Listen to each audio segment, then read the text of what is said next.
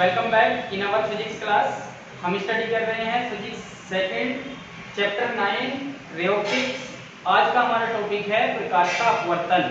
प्रकाश का अपवर्तन, refraction of light. यहाँ पर हमने ये डायग्राम को ड्रॉ किया है। समझ लेते हैं पहले प्रकाश का अपवर्तन क्या होता है। देखिए, इससे पहले हम पढ़ चुके हैं प्रकाश का परावर्तन।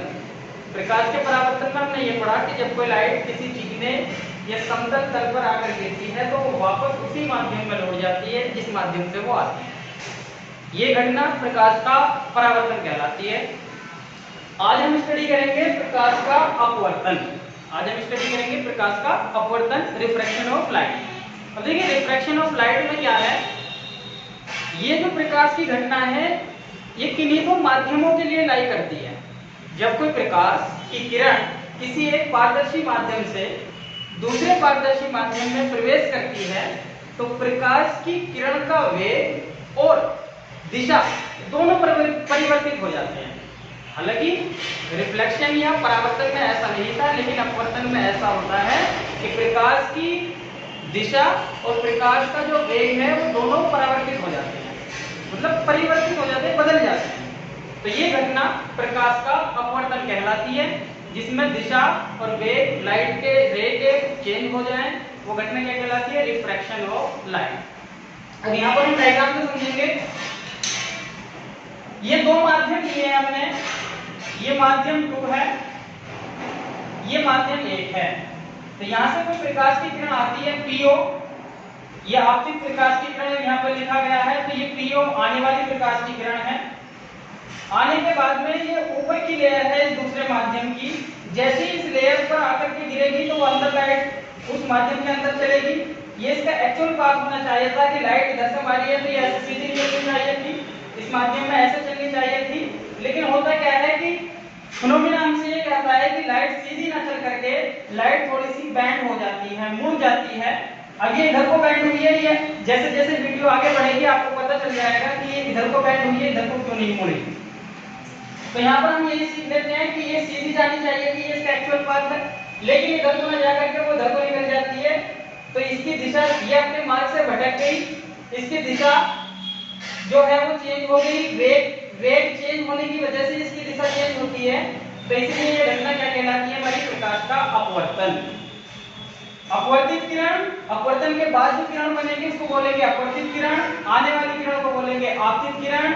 ये हो गया हमारा अपवर्तक तल, जो सबसे ऊपर की लेयर होगी माध्यम की, जो दोनों माध्यमों के बीच को जो सेपरेट कर रही है उस लेयर को बोला जाएगा अपवर्तक तल। जिस बिंदु पर आकर प्रकाश की किरण गिरेगी उस बिंदु को बोला जाएगा आपतन बिंदु। यहाँ पर ओ को आपतन बिंदु कहा गया है, ये आपतन बिंदु लिख रहा है और ये ओ को आपतन बिंदु से डिनोट किया गया है।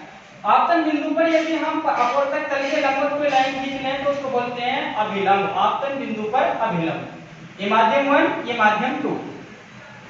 अब देखिए, अपवर्तित किरण हो गई है। अब आपतित किरण और अभिलंब के बीच का जो कोण होता है उसको कहा जाता है आपतन कोण। आई क्या है हमारा, आई है आपतन कोण। ये परावर्तन के जैसा है। यहाँ पे जो आर है अभिलंब और अपवर्तित किरण के बीच का कोण, अभिलंब और अपवर्तित किरण के बीच का कोण उसको बोला जाता है अपवर्तित कोण। क्या बोला जाता है, अपवर्तित कोण। ये आपतन कोण। तो इन दोनों कोणों को ध्यान से देखेंगे, इन्हें याद रखेंगे, इनका काफी यूज होना है आगे। आपतन कोण, आपतित किरण और अभिलंब के बीच का जो कोण बनेगा उसको आपतन कोण बोलेंगे। अपवर्तित किरण और अभिलंब के बीच का जो कोण बनेगा उसको अपवर्तन कोण बोलेंगे। ठीक है, या अपवर्तित कोण बोलेंगे। तो ये हो गया हमारा फिनोमिना किसका, प्रकाश के अपवर्तन का। ये माध्यम 1 है, ये माध्यम 2 है।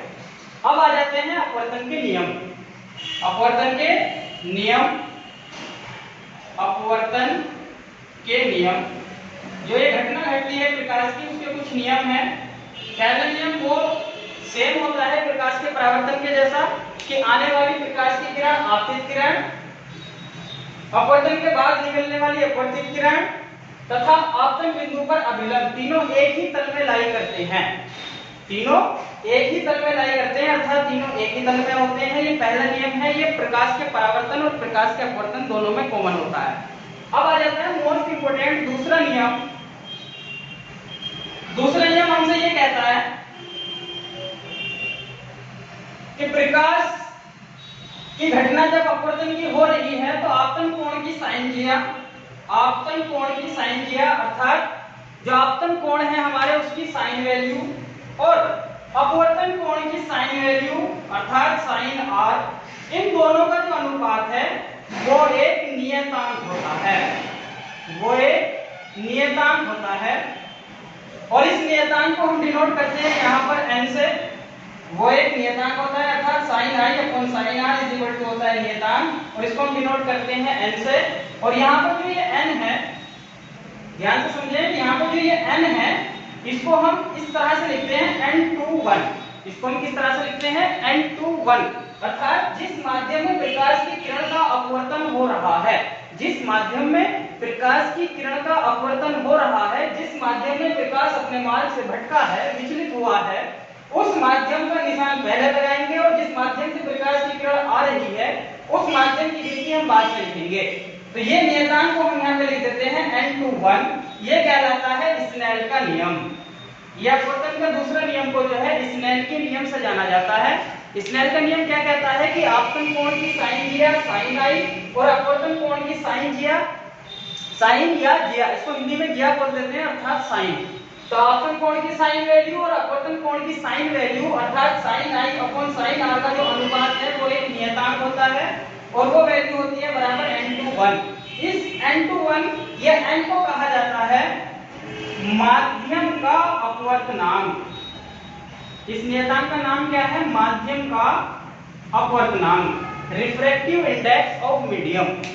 इस नियतांक को क्या कहा जाता है? माध्यम का अपवर्तनांक, माध्यम का अपवर्तनांक।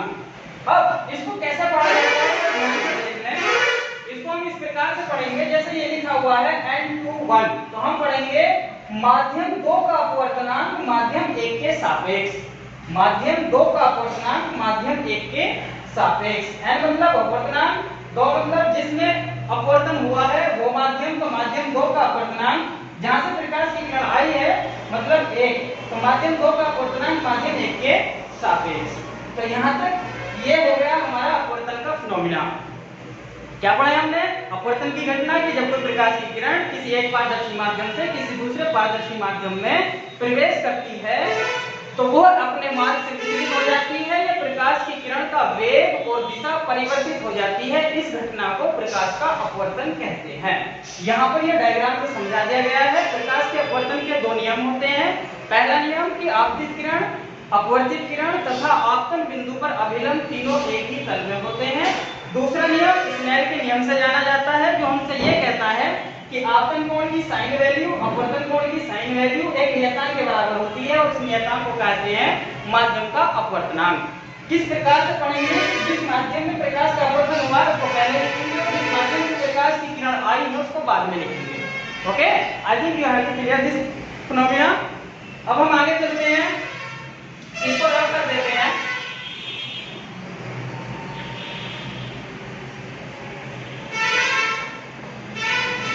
इसी को रफ करते हैं, अभी इसको छोड़ेंगे, इसका काफी यूज होना है।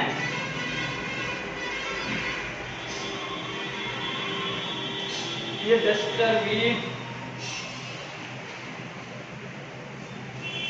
अब आगे रहता है हमारा निरपेक्ष अपवर्तनांक। अगला टॉपिक क्या जाता है? निरपेक्ष अपवर्तनांक।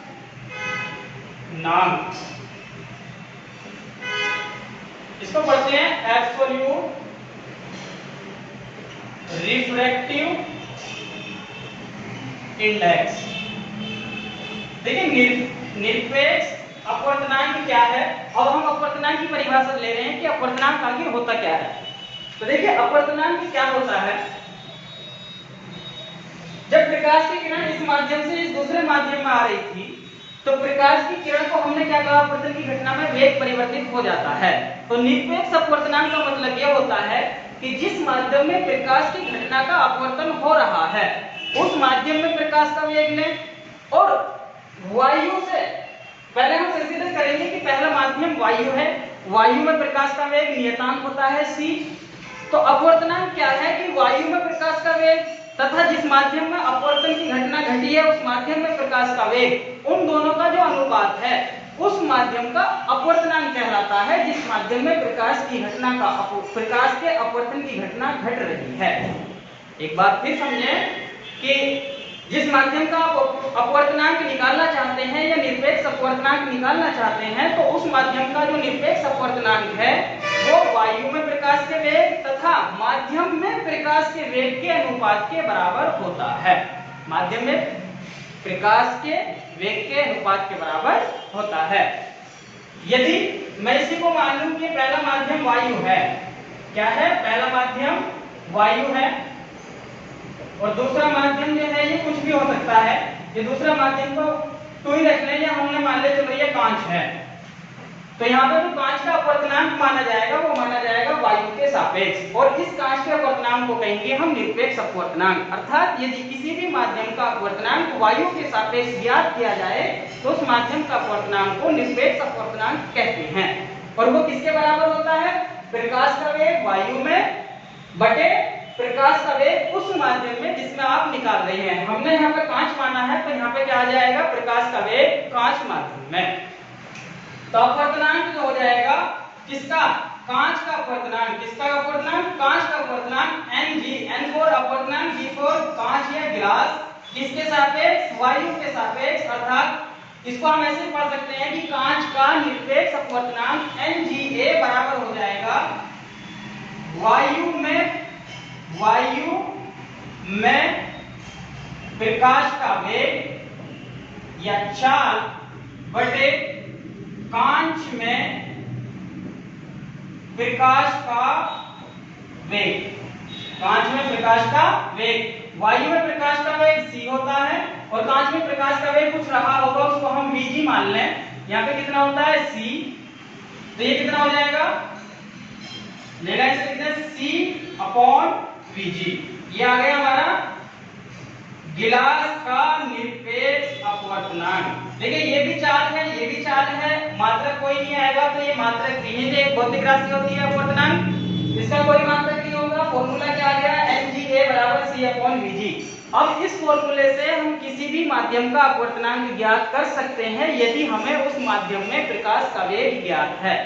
अगर ये यहाँ पे g की जगह हम मान लें कि दूसरा माध्यम हमारा जल है तो हम यहाँ पे क्या लिख लेंगे, जल में प्रकाश का वेग, अपवर्तनांक बराबर हो जाएगा, जल का अपवर्तनांक वायु के सापेक्ष बराबर हो जाएगा c/vw। या vw का मतलब क्या हो गया हमारा, जल में प्रकाश की चाल या प्रकाश का वेग। ओके, आई थिंक आपको क्लियर हो गया होगा निरपेक्ष अपवर्तनांक क्या होता है। रख कर लें, चलें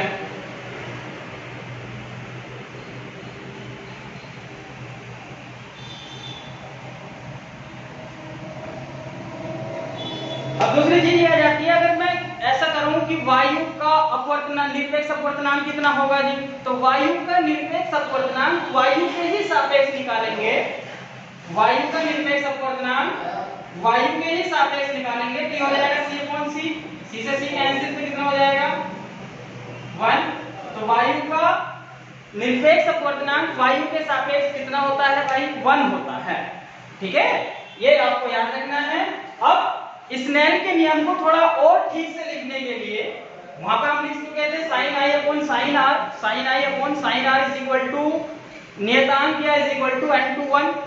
कहीं कहीं पे ये भी लिखा हुआ मिलता है हमको sin i upon sin r is equal to n, केवल अपवर्तनांक छोड़ देता है। तो हमें n टू 1 पढ़ना जरूरी है क्योंकि हम जानना चाहते हैं कि किस माध्यम का अपवर्तनांक है और किसके सापेक्ष है।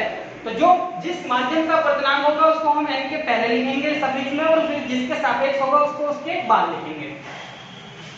तो अगर मैं मान लूं कि इसका निरपेक्ष अपवर्तनांक जो था ये हटा लेते हैं, c वायु वगैरह सब हटा लेंगे हमने। अब हम मान करके चल रहे हैं कि हमें पहले से ही ज्ञात है कि इसका निरपेक्ष अपवर्तनांक n1 है और दूसरे माध्यम का निरपेक्ष अपवर्तनांक n2 है। ध्यान से समझे, हमें पता है कि इस माध्यम का निरपेक्ष अपवर्तनांक क्या है n1 और इस माध्यम का निरपेक्ष अपवर्तनांक क्या है n2। तो हम स्नेल के नियम को थोड़ा और ठीक से लिख सकते हैं, sin i upon sin r is equal to हम लिख सकते हैं n2 1 तो होता ही है n2 1, तो n2 1 को इस प्रकार से लिखा जाता है जो पहले है उसको ऊपर लिखें और जो बाद में है उसको नीचे लिखें। n2 1 upon n1। ये next line sin i upon sin r is equal to हो गया n2 अपॉन n1। इन दो को इक्वल मान लिया हमने, तो इसकी मल्टीप्लाई इधर करें, इसकी मल्टीप्लाई इधर करें, n1 sin i is equal to हो गया n2 sin r। ये भी स्नेल के नियम को लिखने का एक तरीका है। sin i n1 पहले माध्यम का निरपेक्ष अपवर्तनांक, n2 sin r मतलब दूसरे माध्यम का निरपेक्ष अपवर्तनांक, दूसरे माध्यम का निरपेक्ष अपवर्तनांक। ओके, तो इस प्रकार से भी आपको ये किताब में लिखा हुआ मिलेगा। तो ये भी स्नेल्स लॉ ही लिखा हुआ है। ये भी क्या लिखा हुआ है? Snell's law. अब बात आती है कि ये इधर को ही क्यों बेंड हुई और उधर को बेंड क्यों नहीं हुई। इस बात को हमने कहा था कि वीडियो में आगे पता चलेगा, तो अभी इस बात पर चर्चा कर लेते हैं।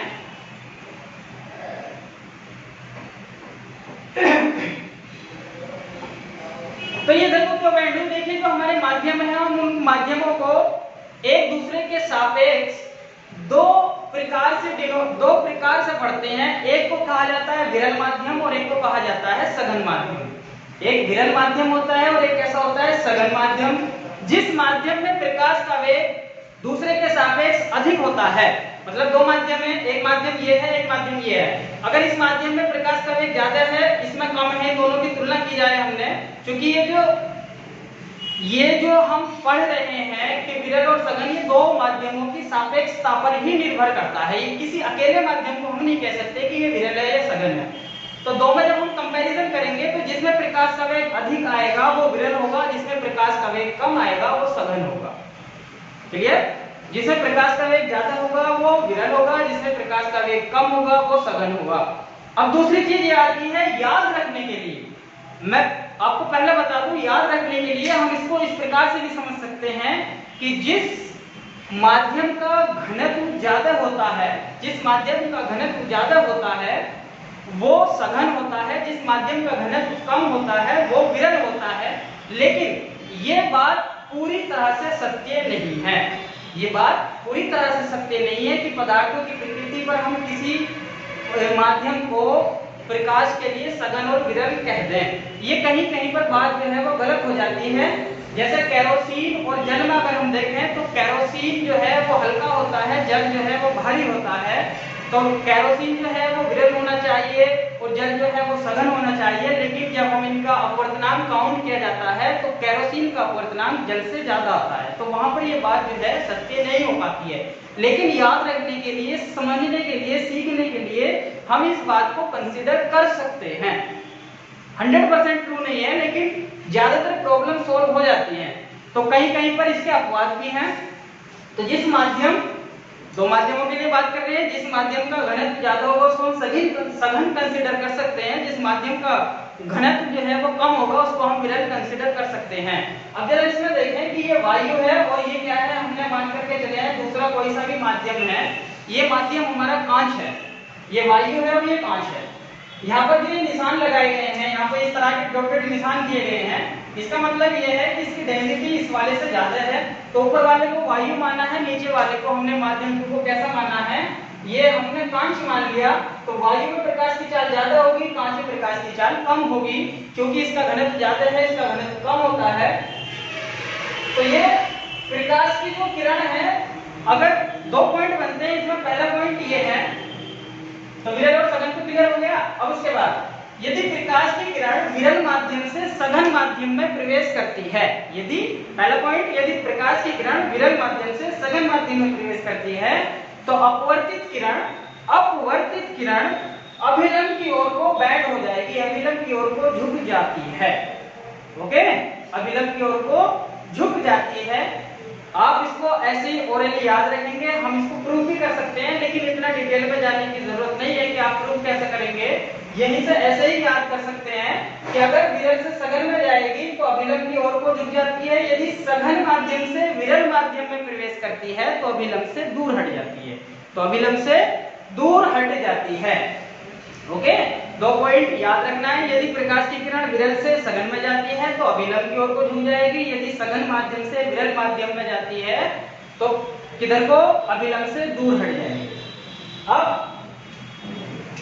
ये 2 पॉइंट हो गए। तो यही कारण था कि यहाँ पर प्रकाश की किरण को किधर को बैंड किया गया है, अभिलंब की ओर को बैंड किया गया है। अब नेक्स्ट आ जाता है टॉपिक आपका प्रकाश की उत्कर्मणीयता। प्रकाश की उत्कर्मणीयता, प्रकाश की उत्कर्मणीयता का मतलब है